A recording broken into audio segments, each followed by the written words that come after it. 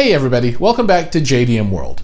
Now that I've made quite a bit of progress in building my home theater, it's time to think about sources. And I've been streaming quite a bit, but I think everybody understands if you want that really high quality cinema experience, you need to be able to play a disc. So to that end, enter the Panasonic. This is the DP-UB820, and this is pretty much where it's at these days, especially if you're interested in ultra high definition with high dynamic range, and you don't want to pay $1,000 for that unit's big brother. So in this video, we're going to do a quick unboxing. We're going to look at the specs of the box. We'll open this thing up, install it, and look and see what it can do. And then we'll talk a little bit about its special sauce. And the special sauce is the tone mapping. Now I'm going to do a whole separate video on the tone mapping, but that is where the super secret special awesomeness lives for this particular player.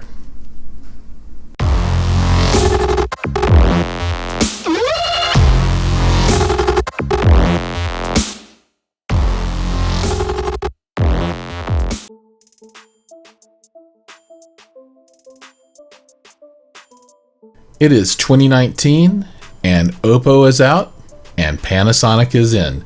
The Panasonic 820 and its bigger brother, the 9000, have really emerged as the leaders in the ultra high definition Blu-ray player market. This unit is the lower end of the two models, and can be had for about $450 now. The build quality is fairly standard. There's nothing really special. It's shiny, and it's got a flip down front to allow you to load and remove the disc. It supports HD Blu-ray, 3D Blu-ray, CD, DVD, 4K Blu-ray, but no SACD or DVD audio support. It has a ton of apps, but the apps are really kind of so-so, and the streaming services are not something that I would really depend on from this unit. It does have 7.1 analog outputs, which is really nice, so you got your DACs in there, and it's got two HDMIs, one is audio only, and an optical output. You can also do stereo output as well. Support for high resolution formats, including WAV, FLAC, and DSD up to 11.2 megahertz is included as well. You know, those are kind of the basic features. The special sauce for this unit, though, really is the HDR tone mapping capabilities. So you can configure your Blu-ray player to understand the capabilities of your display device. So you can identify what the maximum brightness output is, and then it will modify the information going to your display so that you don't clip out all your whites and those kinds of things. Anyway, like I said, I will demonstrate that in a future video, but that is the feature that makes this stand apart from pretty much every other player today.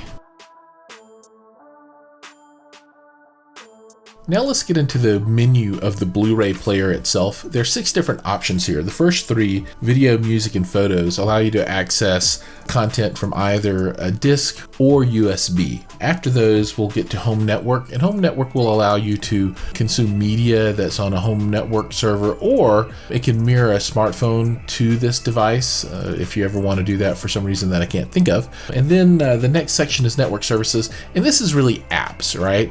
I was not terribly impressed with the apps section. If you look at this, you can kind of move back and forth through 3 or 4 different levels of apps, and some of the basic items are there: Netflix, YouTube's, etc. I think most people are going to be better served by using a standalone, dedicated streaming tool as opposed to trying to use this with its more limited selection. And then beyond that, you just have a settings menu where you can go in and configure the device to your whim. Now, next, I'm going to see if I can show you the difference between the different preset HDR optimization settings, and I'm going to pop in John Wick 2 and take a look at that. What I'm doing here is cycling through the 4 presets for HDR tone mapping, and this really is just adding more brightness to the scene. It's kind of making my camera freak out as it gets brighter and dimmer, but this really changes the way that the image comes across as you watch this in your theater on a projector. These are the elementary settings.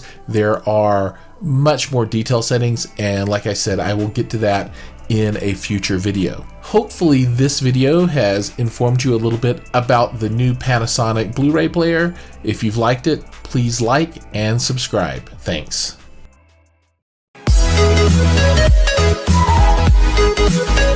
Bye.